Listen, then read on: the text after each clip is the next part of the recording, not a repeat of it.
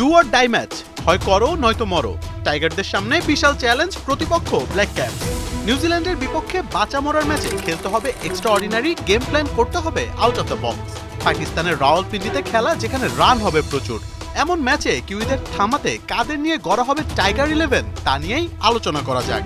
একাদশে পরিবর্তন আসবে তা অনেকটাই নিশ্চিত।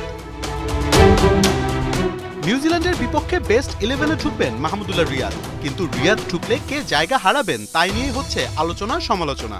ভাবা হচ্ছে হয়তো মুশফিককে বিশ্রাম দেওয়া হবে কিংবা সৌম্যকে ড্রপ করা হবে। এছাড়া পরিবর্তন আসবে বোলিং ডিপার্টমেন্টেও।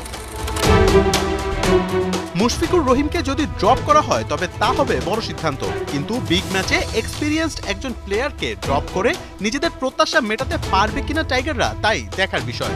ভারতের বিপক্ষে চ্যাম্পিয়ন্স ট্রফি ম্যাচের আগে মুশফিক সর্বশেষ ওডিআই ম্যাচ খেলেছিলেন গত বছর নভেম্বরে আফগানিস্তানের বিপক্ষে। ওয়ানডেতে সর্বশেষ 5 ম্যাচে মুশির রান 73, 25, 37, 1 এবং 0, অর্থাৎ মোট রান করেছেন 136, যেখানে অ্যাভারেজটা 27.2। 1-2 ম্যাচে রান না পাওয়ার কারণে মিস্টার ডিপেন্ডেবলকে ড্রপ করার মতো চ্যালেঞ্জিং সিদ্ধান্ত টিম ম্যানেজমেন্ট নেবে কিনা তা ভাবার বিষয়। একাদশে মুশির রিয়াদ দুজন খেললে হয়তোবা ড্রপ করা হতে পারে সৌম্য সরকারকে। সেক্ষেত্রে ওপেনিং সামলাবেন কাপ্তান শান্ত কিংবা মেহেদী হাসান মিরাজ। মিরাজ এর আগেও বেশ কবার ওপেনিংয়ের দায়িত্ব সামলিয়েছেন, এমনকি বিপিএলেও টপ অর্ডারে নেমে রান করেছেন। তাই নাম্বার 3-এ শান্ত খেললে তামিমের সাথে নতুন বল সামলাতে হতে পারে এই অলরাউন্ডারকে। বোলিং ডিপার্টমেন্টেও আসতে পারে পরিবর্তন। রাওয়ালপিন্ডির উইকেটে মুস্তাফিজের কাটারটা বেশ